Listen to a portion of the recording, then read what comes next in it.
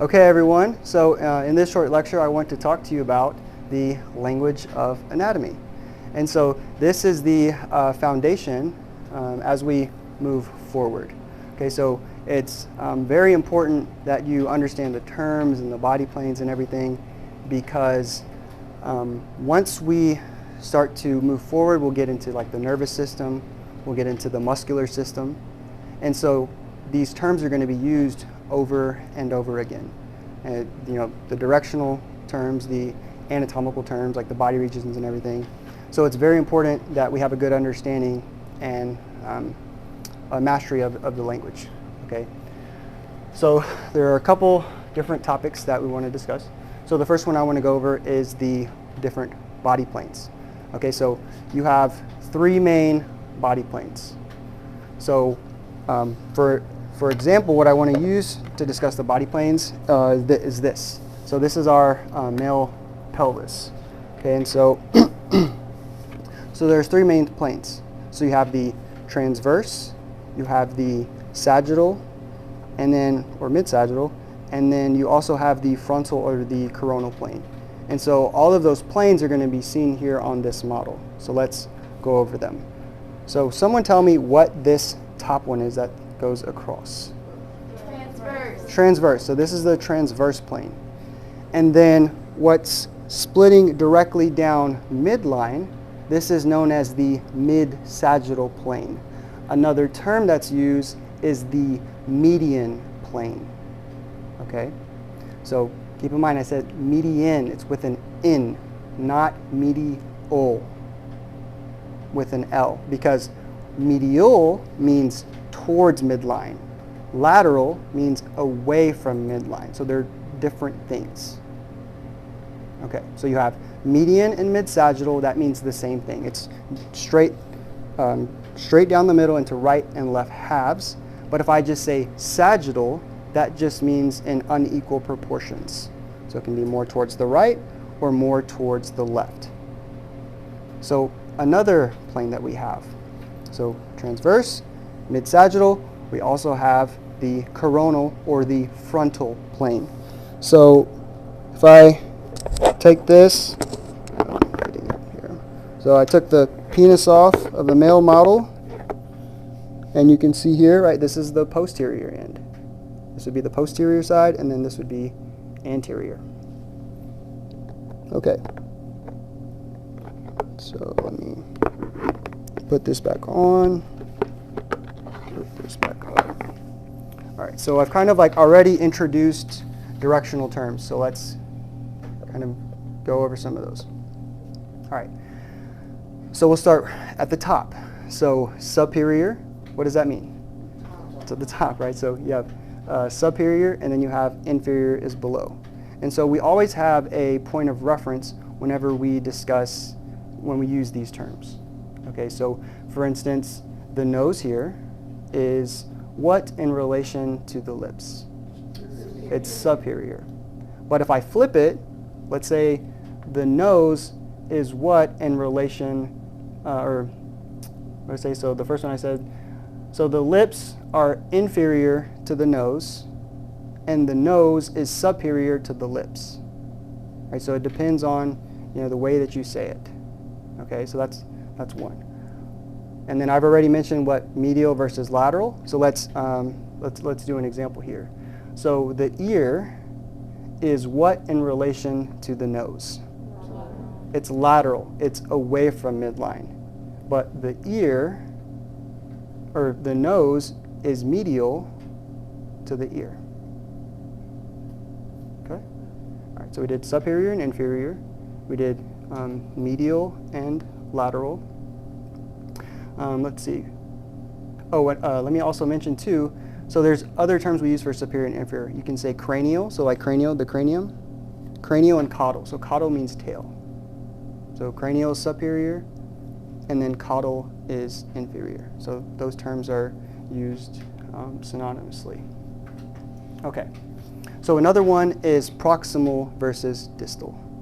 And so what we're referencing is the point of attachment at the trunk. So my shoulder in relation to the elbow is proximal. My elbow in relation to the shoulder, this is distal. Okay? Proximal versus distal. All right, so that's another example. Okay, so I think that should do it for the directional terms.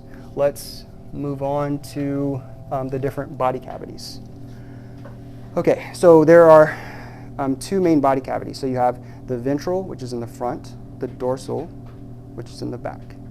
So that's another directional term. Ventral is in the front, dorsal is in the back. That's used synonymously with anterior and posterior. All right, so the ventral body cavity includes the thoracic cavity, so that's here, and then the abdominal, so the abdomen, abdomino-pelvic region. Okay, so that's the ventral body cavity. But the dorsal body cavity, so if I turn this more laterally, you can see it here, but that's what includes the cranium, and then it also includes the spinal, where the spinal cord passes through the vertebral column. Okay, so ventral body cavity, dorsal body cavity. Okay, but there's cavities within these cavities. Okay, so within the thoracic cavity, what are these organs here? These are the lungs, and so the lungs are found within the pleural cavity. And the heart is found within the pericardial cavity. Okay? And the region up here, so like this is the pericardial cavity, and then this part at the top, we see all this vasculature. These are veins and arteries. This is the mediastinum. Okay, so you have the pleural cavity, the pericardial cavity that are both within the what cavity? It's in the ventral, but it's also in the thoracic body cavity. Okay? So what divides these two body cavities is this structure here. This is known as the diaphragm. And so just when you're like, you're sitting and you're not breathing very heavy, right? This diaphragm is in this dome-shaped. But when you breathe in a lot of air, it kind of flattens. So this is not a static structure, right? It's dynamic, it changes, so it can flatten. But this is the structure that separates these two cavities. So you have the abdominal cavity here, and then you also have the pelvic cavity here. Okay? All right, so any questions so far on some of the stuff that we've covered? No? Okay, excellent. So now let's review some of the anatomical terms that we've learned. So this is what we've done in lab here. We have all of these models that are labeled with their specific regions. Okay, so let's kind of go over some of them. So if I say, what pertains to the head? What is just the head itself? What do we say? Okay, so yes, so the head itself, you just say cephalic, right? But the cranium is the part where the brain is. Okay? All right. So now here, forehead, right? This is frontal. That's the term we use to describe. And then we go to the nose. The nose is nasal. The mouth is oral. And then you have the cheeks, buccal. Okay, and then the chin, mental, right? Mental, like you're thinking. So like one of the things, so you have the mental foramen on the skull, right? So that's, see, we're going to be using these terms often. Okay, so here, and then the cheek, we already said that was buccal. So that should do it for here. So now let's move to the head model. So the nose is nasal, and then let's move down. So now let's move, so the cervical. So the cervical region is the neck. So that includes all of here, because as once we get into the bones, you have the cervical region, and then you have on the back side the thoracic region. That's where you have the cervical vertebrae, thoracic vertebrae, you have lumbar vertebrae, and then you have the sacrum. So do you see how we're reusing those terms that we're just learning here now? Right? It's just that you change the ending. So like the AL means like pertaining to. So like pertaining to the neck, that's cervical. Or pertaining to the cheek, that's buccal. Right? It's just the ending that they change, but it gets more specific, okay? So yeah, we've already covered the backside, right? So cervical, and then thoracic here, and then the lumbar part, the lower back, and then the sacral is like pertaining to the sacral region, okay? All right, so now let's look here at the armpit. What does armpit mean? Axillary. Yeah, and so we'll learn about a nerve, and it's called the axillary nerve, which is found within the brachial plexus. What does brachial mean? So brachial means upper arm. Okay, so brachial is the upper arm, and then here on the shoulder, where this is the acromial region. So acromial is pertaining to the shoulder, and then you have the brachial, and then it's in the forearm. This is known as the antebrachial. Okay, if we're talking about the anterior side of the arm, so I can use this. We're talking about the anterior side of the arm, that's antecubital. If we go about the back side, so this is the olecranon. So one of the bones, you have the olecranon process, so that's here. So this is the olecranon. Okay, you also have the hand. So what is the term for hand? Manus. So you have manus, and then the palmar region here is in the front. Okay? All right, so you also have the scapular region. So this is where the scapula is, the bone itself.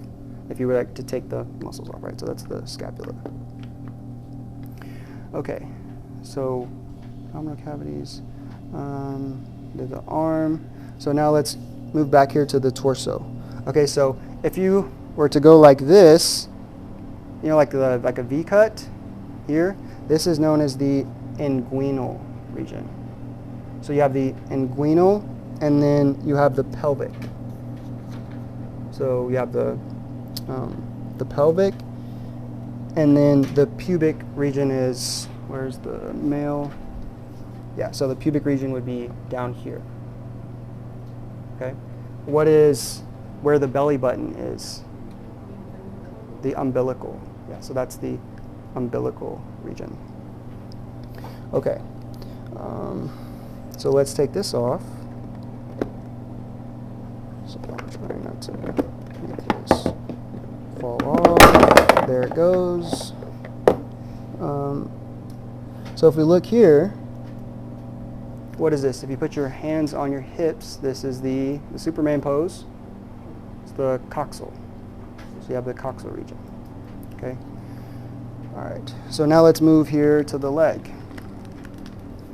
So if we look at the leg, what is here at the top? Femoral. So you have the femur, that's the bone here, but femoral pertaining to the thigh. So you have the thigh, and then you also have here in the front. So the front, this is it's kind of weird to say, it's the crural. So you have the crural, which is in the front, and then lateral is fibular. So lateral is fibular. So don't get crural and sural. So sural is like the posterior side of the lower leg. Okay, where the calf is.